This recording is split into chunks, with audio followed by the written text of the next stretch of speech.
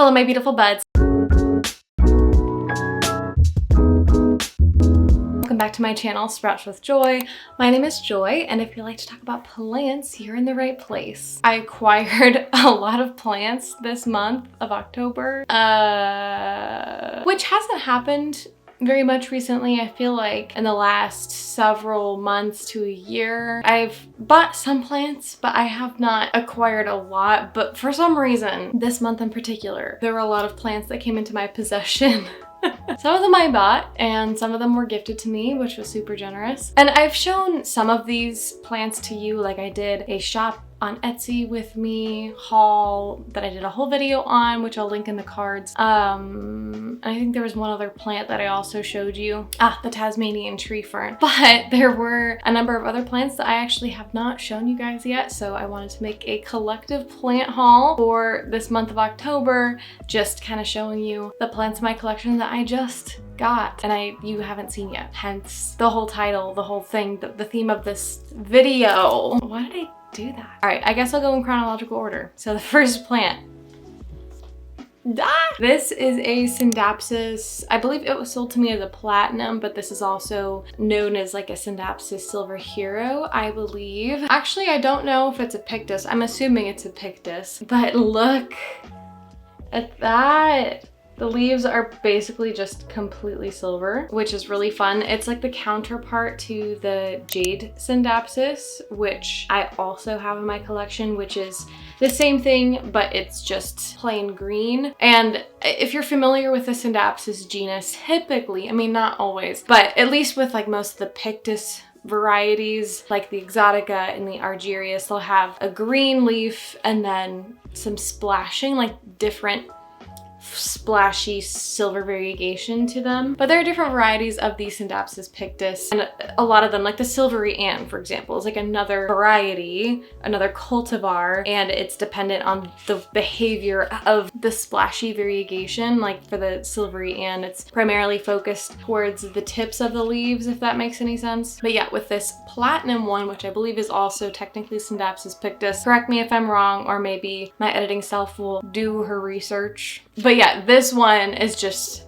pure silver. The Jade Satin cultivar is just pure green. So rather than having splashiness or variegation, it's just like this. And I absolutely love it. There is a local seller that frequents the Northeast Ohio Plant Purge group. That person in particular propagates this plant a lot and sells a lot of rooted plants, just like this. And if you were wondering, this is indeed the plant that I was filming a video in the process and I like got it, you know, in the video, but I didn't show it because I wanted to save it for this video that I was considering making, which is a collective plant haul, because I knew that I was going to be getting some plants this month. I've always really enjoyed Scindapsus. I really like caring for Scindapsus. And this one has always been one that I've been interested in, but just haven't gotten around to getting. So when it popped up in a local Facebook group of mine, it was a good price and I was like, well, now is my time. It has not really started growing for me quite yet, but it's stable, you know?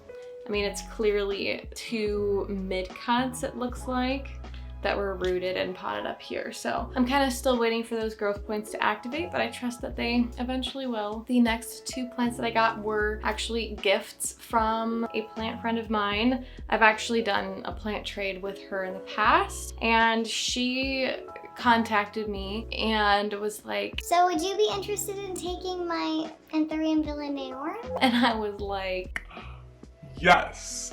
Yes, yes, yes. Absolutely. So she sent it to me and I am so happy because when I first started kind of collecting anthurium, dipping my toes into the genus, the villenaorum really caught my eye and I considered getting it, but I decided to hold off. And I'm glad that I did because now I got one for free as a gift. Now it is technically a rehab plant. She gave it to me because she just felt like she wasn't wanting to or able to provide the care that it needed, and so she decided to pass it along rather than let it decline. To my understanding, as far as anthurium go, this one is a little bit more on the needy side. I'm really hoping that I can help this plant out, do it justice, that it's not too finicky for me. But I really, really love it, so I thought, hey, I may as well give it a shot. So of course, you know, it did arrive with crispiness. I mean, she sent me pictures of it, like I knew what I was getting myself into. So I did trim off some of the crispy edges and parts of the plant that were kind of, you know, iffy, and I put it in my prop box, and it's been stable in the prop box, and I did not think that it was growing at all, really, except, you know, when I took it out for this video, I looked at it, and I don't know how well you're gonna be able to see this, but look at that right there. Do you see that? You might just have to trust me because it's so tiny, but there is a little nubbin growth point that looks like it will be a new leaf. So that's really fun. And so I'm glad that it's growing, or at least showing signs of growth. This plant, look at it. Of course it's an anthurium, which I love. This one feels quite thick to me, and I really enjoy the leaf shape of it. It's a little bit more elongated than most of the anthurium that I own. If you look at the petioles, they're kind of flat, which is really interesting. I don't know, that's just an observation that I made. I feel like that kind of sets it apart from some other anthurium. Look at that. That's a great plant. And I feel very blessed that she decided to give this to me. And honestly, one of these days, I'll have to bless her back. I just love the plant community and that people think of other people and give gifts and all that sort of thing. So I'm very grateful for that. And she also decided to throw in some Monstera dubia cuttings, which I've put here in this moss. And this is a plant that I've never like put it on my wish list, but I've always thought it would be kind of fun to try.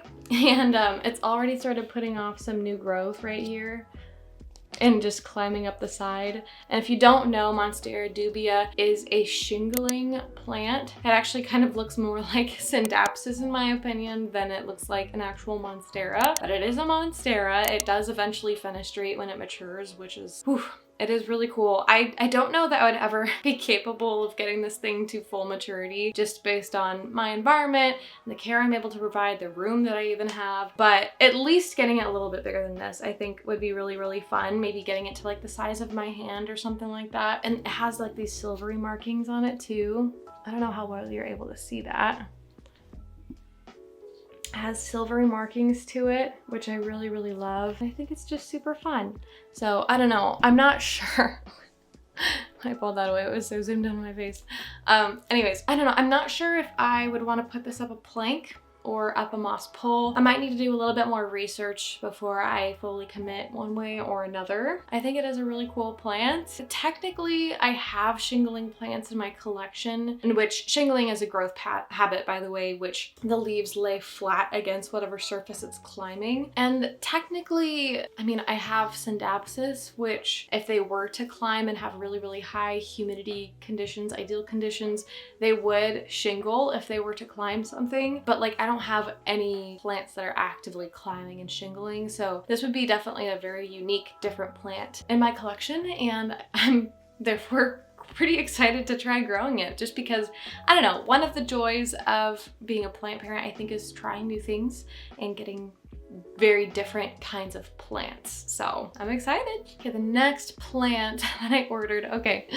So I referenced the Etsy shopping video earlier, and in that video I came across a few different anthurium seedlings that I was interested in, and I did not purchase this one in that video, but a few days later I did go back and buy it.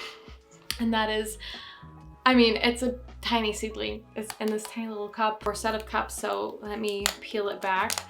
It is the anthurium dock block seedling, and I don't know like what generation of dock block this is. I mean, because dock blocks, if you don't know, are hybrids done by like a specific person. I don't know a ton about them, but that's kind of my understanding, and there's different generations that have different characteristics. And I do not know what generation this is. The person that was selling them did not label that anywhere, but here it is. It's just absolutely tiny and adorable. And I'm really excited to grow this because I'll maybe put up some pictures of what my Etsy order and like what this plant is supposed to look like in time. Obviously right now it just looks like a little green piece of, I don't know, vegetable. It's like just a little sprout, you know, but it's super cute right now. And I have it just growing in my greenhouse cabinet, but also with the addition of the cup, so it has extra humidity, really nice lighting.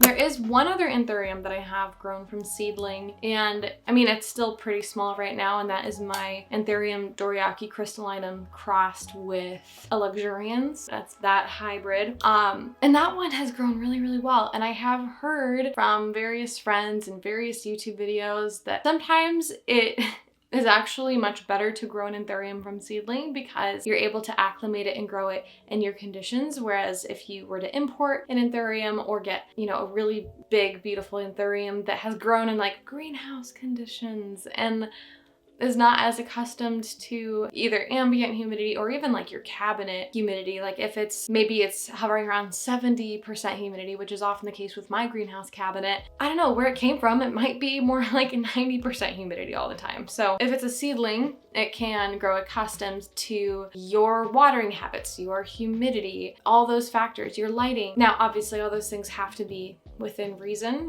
It probably would not be recommended to just bear this seedling out to 40% humidity right away. But as it matures and, you know, you can like slowly acclimate it. So I don't know. Again, this is only my second seedling, so I really don't have a whole lot of experience with seedlings specifically, but it's definitely something that I want to get into more and more. And it is kind of fun that these guys are getting more accessible because more and more hobbyists, plant hobbyists like you and like me, are hybridizing the anthuriums that are in their collection, and then they're going on places like Etsy or Facebook and they're just selling the crap ton of seedlings that they've been getting from crossing their plants. And of course that took a while because based on what I've seen, it takes a really long time for, you know, the pollen to take and for the seeds to start to develop and then the seeds to germinate. And so there's been a bit of a delay in the market since we had a surge of people come into the hobby around 2020. They maybe collected plants for a year, so 2021, until they started getting into anthurium. Those anthurium had to mature for like a year, and now it's been a year since maybe they started pollinating their anthurium. So now it's like more and more and more seedlings are flooding the market and unique hybrids are coming into the market, which I think is really fun because just the concept of getting hybrids from like another person's collection, like it's one thing if you get it from a shop or a place like Cartel Dawn or, you know, that has like super specialty anthuriums or other plant stores and stuff like that. Like it's one thing to do that. It's a whole other thing, in my opinion, to get anthurium hybrids from other people's collections. Something about that is so special to me. I don't really fully know how to articulate it. It's like, since each anthurium hybrid, regardless, like every time you cross two anthuriums, that hybrid, all those seedlings are going to be pretty unique based on the genetics that got passed on. Like if you cross a crystallinum and I guess a luxurians, it's not going to produce the same exact plant every single time. They might look similar, but it's not going to be identical. And so of course, all those hybrids are going to be fairly unique and have kind of their own flair and personality to them. And you just, I don't know, you never know what you're gonna get. And the fact that it's coming specifically from other people's collections who have personally nurtured these plants to the point where they could get seedlings from them, and they're completely unique seedlings that are unique to their plants. Something about that, man, is special. Particularly, I really want to more and more get into purchasing seedlings from other people's plant collections because something about that is awesome. Hi, buddy. Did you find me? All right, my battery is about to run out, so hang on. We're back. Okay, I have just one more plant for this video, and this plant is a plant that I impulsively purchased from Botanicas via Etsy, and that's because I was checking Etsy for shipping, tracking, updates, and whatever for the plants that I had just ordered. And of course I just got suckered in because Botanicas was having just an absolutely insane sale. And I mean, this was certainly the lowest price I have ever seen for this plant. Maybe it will keep going down because, I mean, the plant market these days, It's kind of wild out there, guys. I actually just unboxed these yesterday. I wish that I could have filmed this unboxing, but I had just gotten home from a wedding and it was like past midnight and I was like, I know. But here they are. It is the same kind of plant and they are the Velvet Halo micans. And of course they are tiny, tiny babies. So this one I ordered like as a rooted plant and it came in this already with soil and everything. I did add a little bit more soil to it because there was some soil spillage, but for the most part, yeah, it was grown and has roots in the soil, which is great. And oh, it's just so sweet. Look at all these just little tiny white margins. Oh, and then this was a rooted cutting that they sent me as well. Well, I also ordered it because I think the rooted cuttings were like $2 each or something crazy like that. And this one actually has larger leaves, I think. And this one's so fun because it has some of like the redness of the philodendron micans mixed in with green, but then other leaves will just have like white margins. Look at that. It's such a pretty plant. And of course it's velvety because it's a micans. So of course my plan is I'm gonna grow these separately for a little bit, then I'll grow them out and probably pot them together. And I don't know yet if I'm gonna grow them up a pole or trailing. I haven't totally decided. It would be nice to get these leaves to size up a little bit more because they are pretty small. And I think that the Velvet Halo micans in general is kind of prone to having smaller leaves, or at least like the shape of the leaf is more elongated, if you could see. I mean, when you compare it to an actual micans, which has more of that heart-shaped leaf, like all these leaves are a little bit skinnier looking. And I do think that that is kind of a trademark of the Velvet Halo micans, is that it also has a different leaf shape and it's kind of like a complete weird mutation based off of the original micans. If I'm being completely honest, I actually, when I first started seeing these plants popping up, you know, on my social media, and they were like thousands of dollars, like absolutely so expensive. At least if I remember correctly, I'm pretty sure they were like thousands of dollars. Maybe they weren't quite that expensive. I don't know, I can't remember. I feel like they were just astronomical though, not that long ago. But now, let me think. I think I got the 2 of these, including shipping, for $30, which I mean, I think shipping itself was like $14, which means the plants themselves were $15, both of them together, if you can believe it. And I will say, when this plant originally came out, I don't think that I really loved it that much. Like my gut instinct initially was like, oh, the leaves are like, they look so small and it's pretty, but at the same time, I don't know if I fully buy it. I think the main thing that I didn't like that much, honestly, was the price point. I was like, I just wouldn't pay that much for that plant. But now that the price is what it is, or at least what I got it for on sale, I was like, okay, yeah. I mean, I think I would get it for that price and I would enjoy it for that price. So we'll have to see how these grow in. I really hope that they do well. I've put them both in my greenhouse cabinet, at least for the time being, for them to kind of get a little bit more established and figure themselves out. Yeah, this was like the most impulsive thing of the month, I think. This one was also a little bit impulsive.